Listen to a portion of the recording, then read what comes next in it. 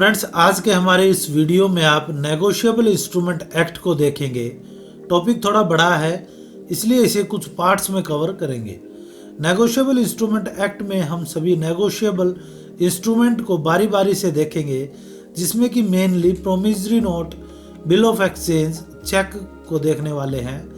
Negotiable instrument act 1881 में लाया गया था, जो कि ऑल इंडिया एप्लीकेबल होता है। इस एक्ट के अंडर 3 टाइप के इंस्ट्रूमेंट हैं। प्रोमिसरी नोट, जिसे कि सेक्शन 4 में डिफाइन किया गया है। बिल ऑफ एक्सचेंज, इसे सेक्शन 5 में डिफाइन किया गया है। चेक को सेक्शन 6 में डिफाइन किया गया है। सबसे पहले हम प्रोमिसरी नोट को देखते हैं। मान लीजिए एक बायर है जो कि सेलर से कुछ सामान खरीद लेता है, लेकिन उसके पास इमीडिएटली पैसा नहीं है देने के लिए। यहाँ बायर सेलर को एक प्रोमिसरी नोट इशू कर सकता है, जिसमें वो सेलर को प्रॉमिस करेगा कि मैं आपको फ्यूचर डेट पर पैसा दे दूंगा, या फिर जब भी आप डिमांड करेंगे मैं आपको पैसा दे दूंगा। प्रोमिसरी नोट को कई बार आपस में पैसा उधार लेने के लिए भी यूज किया जाता है। प्रोमिसरी नोट में 2 पार्टी होती है। फर्स्ट है drawer who make promissory note. Drawer वह होगा जिसने प्रोमिसरी नोट लिखा है। एग्जाम्पल के अनुसार बायर ड्रॉवर होगा। Second drawee who receive payment by promissory note. Drawee वह होगा जिसे प्रोमिसरी नोट के जरिए पेमेंट मिलेगी। प्रोमिसरी नोट एक अनकंडीशनल अंडरटेकिंग या प्रोमिस होता है। नेक्स्ट देखते हैं bill of exchange. Bill of exchange एक फाइनेंशियल इंस्ट्रूमेंट होता है, जो कि जर्नली इंटरनेशनल ट्रेड में यूज होता है। इसे डोमेस्टिक ट्रेड में भी यूज किया जाता है। एग्जाम्पल से देखते हैं। मान लीजिए एक बायर है जिसे अर्जेंट गुड्स की ज़रूरत है, लेकिन उसके पास पैसा इमीडिएटली नहीं है देने के लिए, तो वह सेलर से गुड्स क्रेडिट पर लेता है। गुड्स के साथ साथ सेलर द्वारा एक बिल ऑफ एक्सचेंज ड्रॉ किया जाएगा, जिसमें सभी टर्म एंड कंडीशंस लिखी होंगी। अब इस बिल ऑफ एक्सचेंज को एक्सेप्ट करेगा और फ्यूचर डेट पर इसका पेमेंट सेलर को कर देगा।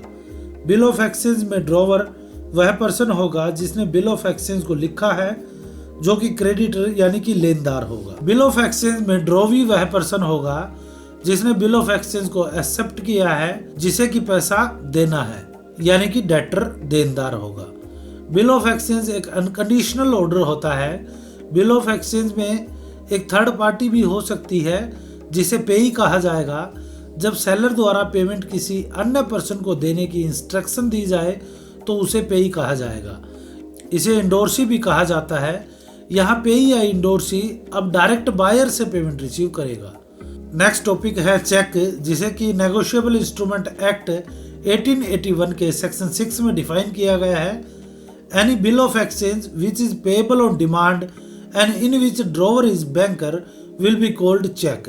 It is a bill of exchange where drawee is bank and always payable on demand. ऐसा बिल ऑफ एक्सचेंज जो कि पेएबल ऑन डिमांड होगा और जहाँ ड्रॉवी हमेशा बैंक होगा, ऐसे बिल ऑफ एक्सचेंज को हम चेक कहेंगे। यानी कि चेक ऐसा बिल ऑफ एक्सचेंज होगा जो पेएबल ऑन डिमांड होगा और ड्रॉवी बैंक होगा। Next, parties in cheque. Drawer who sign the cheque. Drawer उसे कहा जाएगा जिसने चेक साइन किया है, यानी कि account holder. Drawee who make payment. Drawee उसे कहा जाएगा जो पेमेंट करेगा, यानी कि बैंक को ड्रॉवी कहा जाएगा। पेई हु रिसीव पेमेंट। पेई वो होगा जो पेमेंट रिसीव करेगा। Next point, promissory note and bill of exchange can be payable on demand और after some time. If time is not mention, it will be demand promissory note and demand bill of exchange. Promissory note and bill of exchange को demand के अनुसार पे किया जा सकता है। जब इन पर टाइम को मेंशन नहीं किया जाएगा तो इसे डिमांड प्रोमिसरी नोट या डिमांड बिल ऑफ एक्सचेंज कहा जाएगा। Next, section 31 RBI act, only central government and RBI can issue bearer promissory note and bill of exchange. Section 31 of RBI act के अनुसार सेंट्रल गवर्नमेंट और RBI केवल bearer promissory note and bill of exchange जारी कर सकते हैं। Next, currency note is not a promissory note. Currency note में भी एक तरह का प्रोमिस किया जाता है, लेकिन इसे प्रोमिसरी नोट नहीं माना जाएगा। नेक्स्ट, इंचोयट इनकम्प्लीट इंस्ट्रूमेंट, जिसे कि सेक्शन 20 ऑफ NI एक्ट में डिफाइन किया गया है।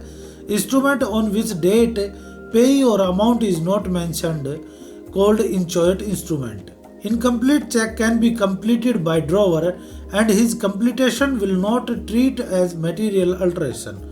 ऐसा इंस्ट्रूमेंट जिस पर डेट या पेई या फिर अमाउंट ना लिखा हो, ऐसे इंस्ट्रूमेंट को इनकम्प्लीट या इंचॉइट इंस्ट्रूमेंट कहते हैं। इनकम्प्लीट चेक को होल्डर द्वारा कंप्लीट किया जाता है। इस कंप्लीटेशन को मटेरियल अल्टरेशन नहीं माना जाएगा। नेक्स्ट टॉपिक है इंडोर्समेंट, जिसे कि section 15 of negotiable instrument act में डिफाइन किया गया है। Signing of an instrument on back और फेस देयर ऑफ और a slip annexure there for purpose of negotiation. किसी इंस्ट्रूमेंट को नेगोशिएशन या ट्रांसफर करना ही इंडोर्समेंट होता है। ऐसा इंस्ट्रूमेंट के बैक साइड या फेस साइड पर साइन करके या उसके साथ एक स्लिप को लगाकर भी किया जा सकता है। अलग से जो स्लिप लगाई जाएगी उसे अलोंगी कहा जाता है। Next type of endorsement, blank endorsement. Name of endorsee not mentioned. Blank endorsement में किसी का भी नेम मेंशन नहीं किया जाता। ड्रॉवर बिना किसी इंडोर्सर के नाम डाले अपना साइन कर देता है, इसे ब्लैंक इंडोर्समेंट कहा जाता है। नेक्स्ट है full endorsement. Name of endorsee mentioned. Full endorsement में ड्रॉवर द्वारा जिसे इंडोर्स किया गया है उसका नेम मेंशन किया जाएगा। नेक्स्ट सेंस रिकॉर्ड्स और without recourse where endorser exclude his liability. Sans recourse endorsement में इंडोर्सर अपनी लायबिलिटी को एक्सक्लूड कर देता है। Next facultative endorsement. Endorser reduce right and liability.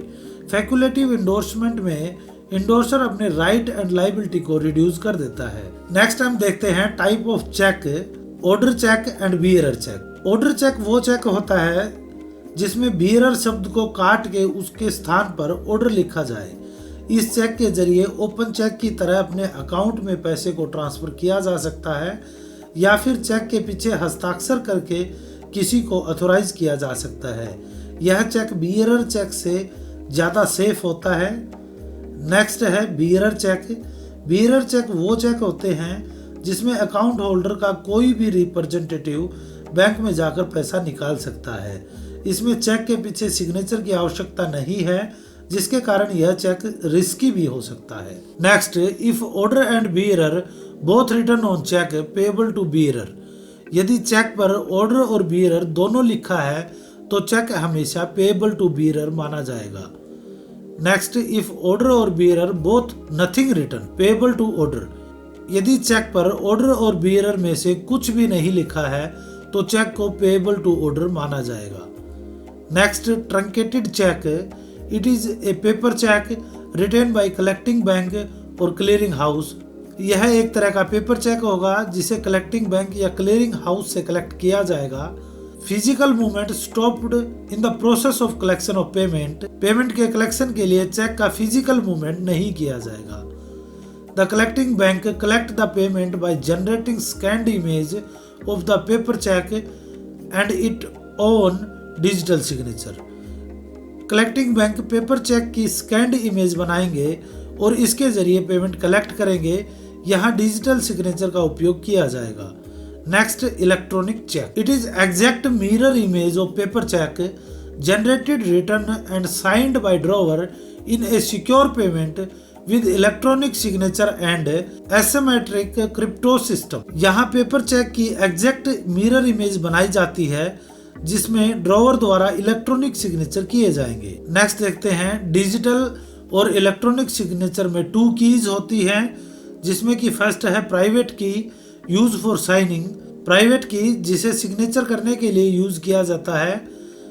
Next है पब्लिक की। पब्लिक की के जरिए सिग्नेचर का वेरिफिकेशन किया जाता है। फ्रेंड्स, आज के वीडियो में हमने नेगोशिएबल इंस्ट्रूमेंट एक्ट के कुछ टॉपिक्स को देखा है। बाकी टॉपिक्स को हम नेक्स्ट पार्ट में कवर करेंगे। Thanks for watching this video.